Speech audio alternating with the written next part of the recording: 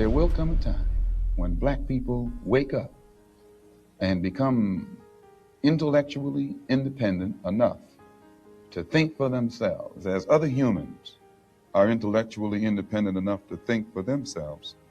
Then the black man will think like a black man, and he will feel for other black people. And this new thinking and feeling will cause black people to stick together. And then at that point, you'll have a situation where when you attack one black man, you are attacking all black men. And this type of black thinking will cause all black people to stick together. What's up, yo? We're gonna straight away reacting this young man, Jordan Peer. Is a graduate student from America. So we're gonna see what he's gonna say. I think this young man is a smart. This is the kind of young people that are really my video to speak about young black men that they're very smart, intelligent. Okay, let's see what Jordan is gonna say here. Let's go, young brother. And what I want to talk to you all today about is the power of media, not only as a tool to effectively tell stories, but to shape identity.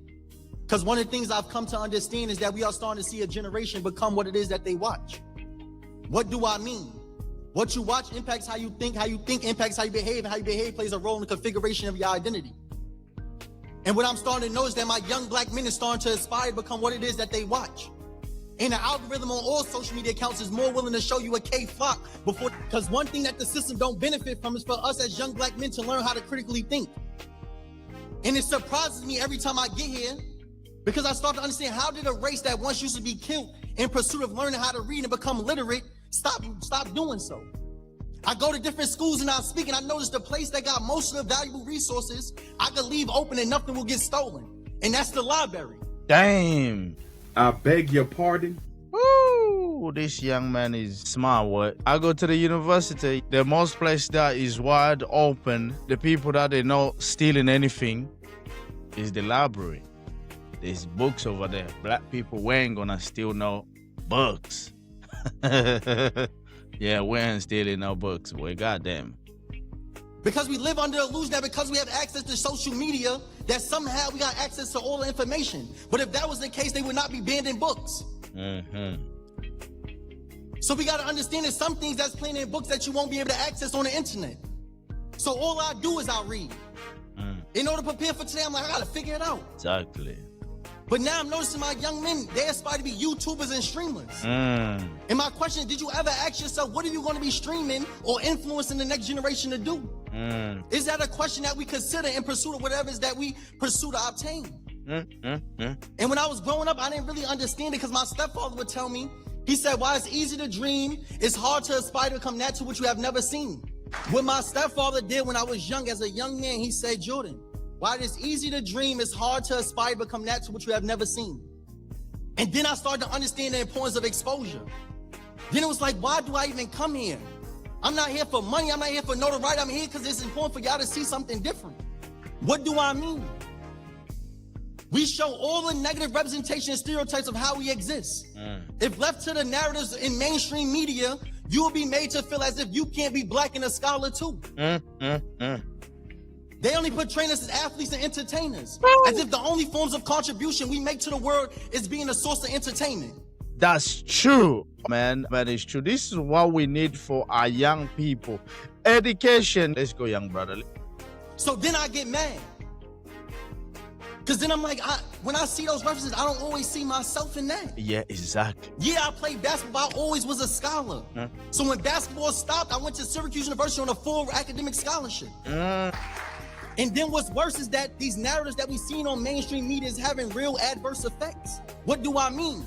I'm gonna use Howard University for an example. They said that 19% of Howard University demographic, student demographic, is young black men, which means that there's more non-young black men attending a historically black college than young black men. And I have a problem with that. Yeah. Because what is it that's making us feel as if we are intellectually inferior? You got people on different podcasts telling y'all not to go to college, and they never even been there. I'm one of them. Nobody that I've been to college with, I know, went to a university where encouraged somebody not to go there. None of us would say that. Even if school wasn't the best, if we finished it, we never gonna say don't go to college. Because like I always say, college is much more than just academic pursuit, but it's about the exposure. True. I say in our community, there's two forms of incarceration. The first one is to be behind bars. That's one that we are familiar with. But the second one is to be a victim of limited exposure.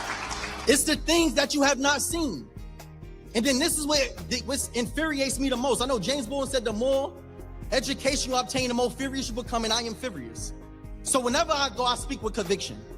Because I'm also noticing that there's a silencing of our scholars. What do I mean? When I was in Syracuse, I noticed the trend that was happening. I'm like, yo, why I don't ever see Louis Farrakhan? I don't see Maya Angelou. I don't see Angela Davis. I see none of these people coming to speak at our commencement ceremonies. Why they no longer have symposiums and lectures at our universities anymore? So I'm wondering what happened to my scholars. Because when I look at my history, that's who I look up to. So now I sat down, I'm like, yo, what's going on? But I started to see this movement of a lot of influencers. At our black graduation, they had Tay Diggs come. After that, they had Sony Hilson, that's from the View. And I'm like, all right, but where are my scholars? Yeah.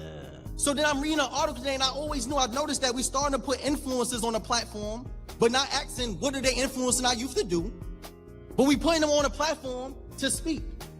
Can you see?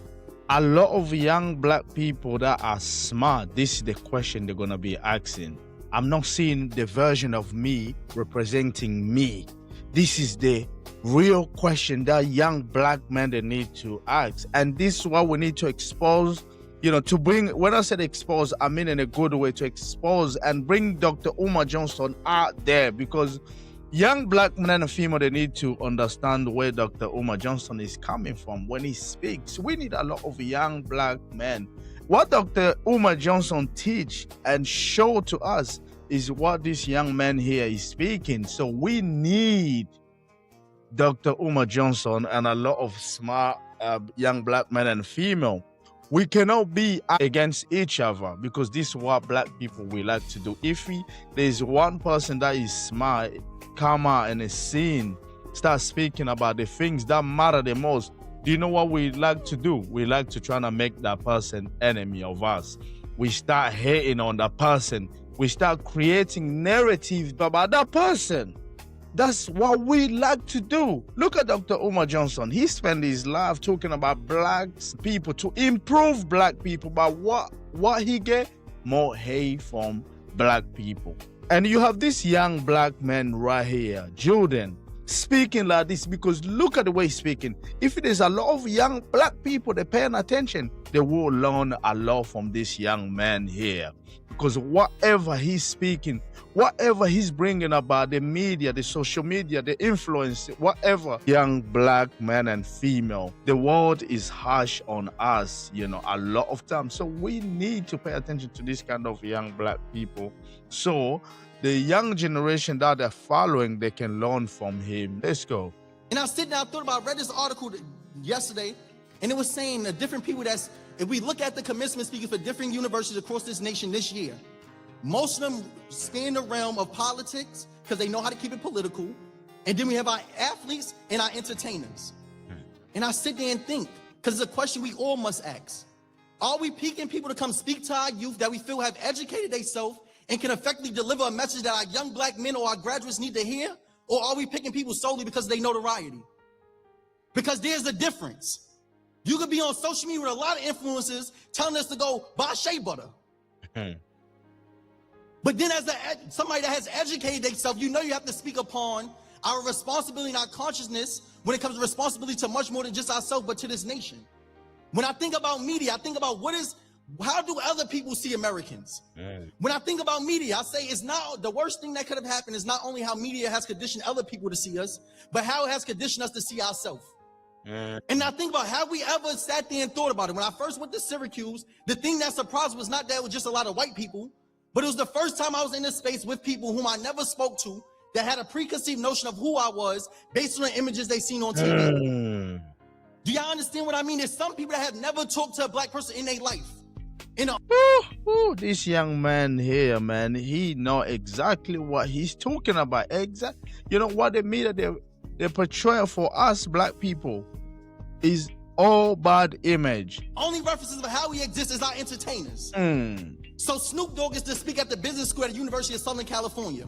To the naked eye of those that's not educated, it seems like that's no big problem. I don't mind seeing Snoop Dogg go speak, but I have a problem with it. Why? Because last year in 2024, the valedictorian of the University of Southern California was a young lady by the name Ashna. And she was not allowed to speak at her commencement because she was Muslim, and they feared that she would speak against the conflict going around with Israel and Palestine. Damn. So now we see that scholars are not only being silenced, but they're being replaced by entertainers. And this is the real issue here, you know. It's not just this is happening right now. It's been happening for decades, you know. Black entertaining, they've been representing black people more than ever. Malcolm X, he said it. Malcolm X said it best. Wherever place have you ever seen a white entertaining person representing the entire white nation? We never seen that. Whenever you saw a white basketball, a white singer, musician, go and representing his people in a political stage, about economic, financial, we never seen that. It's always black. Malcolm X was talking about this. It's always black that we see. We got black that they joke, they comedy. Out of Pepe. They're going over representing the entire black people. Can you see? Only you're gonna have black bourgeois that they're gonna go talk about political that they have no idea what they're talking about.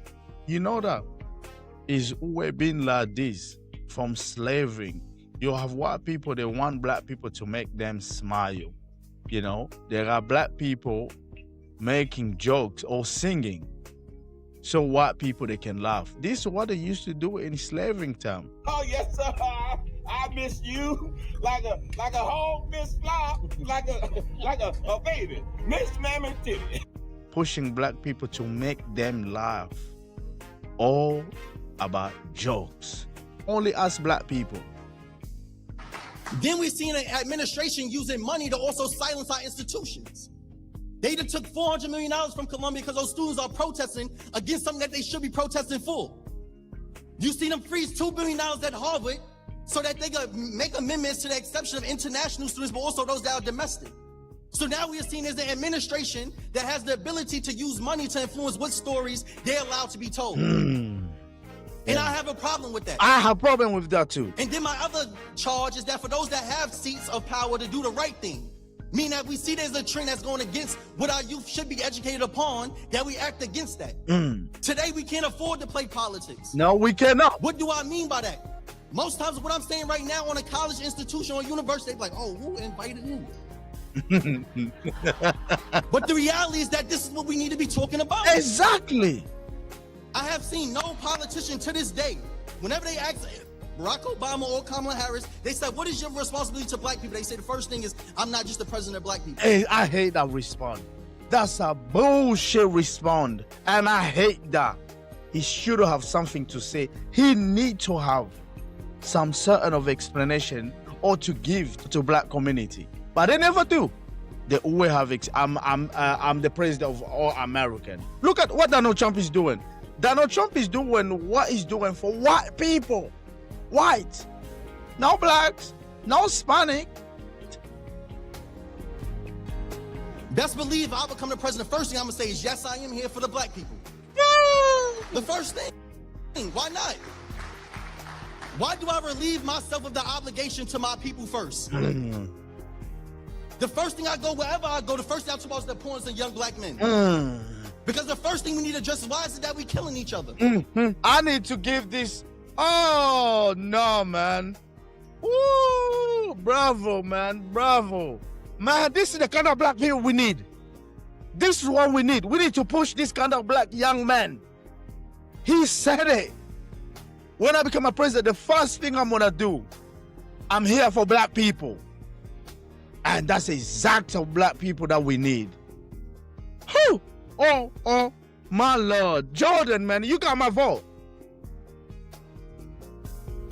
For those that don't know, I can't say what the N mean, but I hope that we educated, you can assume. So it's young N-word. And I sit there and say, why is it that we even reaffirm ourselves in that? Then I went to speak out of school and I told a young man, why you call me a YN? Why not call me a young king, young God? He said, nah, that's crazy. I said, so wait, you find it, you are more comfortable reaffirming me and being a young Negro than it being a young God. And I said, who conditioned us to feel that way? To which he had no explanation. He just looked at me, puzzled. Then I think about it. If I left y'all to think about if I left y'all to only believe the narratives portrayed through mainstream media, you will also think that it's important or that it's acceptable for you to not obey authority. What do I mean by that? I seen a post about Pastor Philip Anthony Mitchell, and what he said, and I know 95% of people didn't even watch the whole sermon, but it was a little snippet where he said, all of the young black men that have been killed by law enforcement have not died because it was a bad officer, but because we have failed to teach our children how to obey authority. It was an uproar. They like, what, are you excusing officers for the excessive force? No, we would never excuse officers for the use of excessive force. But the quintessential question is, are we teaching our young black men how to respect authority? That is an important question. Why is it an important question? Because we live in a time period where cops now have immunity. We live in a time period where if we was to protest, we would not be met by law enforcement, by the military. So more now than ever, it's important that we teach our young men how to obey authority. And when I say authority, I'm not just talking about law enforcement. I'm talking about your educators, your professors, and your elders. Woo! You just killed it. Why do I say that? Because there's no way we could build a village where the youth don't respect their elders and their elders are scared of their children. Whoo! God damn, Jordan just killed him right there, man. That was a really good speech from Jordan. I really loved everything the young man said over there, and I hope we all paid attention, because what he said over there, I cannot remove anything, I cannot add anything, because do you know what? Maybe I did add a couple of things, but this is only for education purpose, because everything that I speak here, everything that I speak or do here is mainly for us black people. It's uncomfortable to hear about the truth, about your skin color, about the racism, about slavery, about discrimination, about everything to do black that people they hate about us. And the worst thing about all of this is us. Everywhere we go, black people, we get treated the same, and we are our own worst enemies. From you ain't never liked me. Like you. So, ladies and gentlemen, I'll catch you guys to the next one. Peace.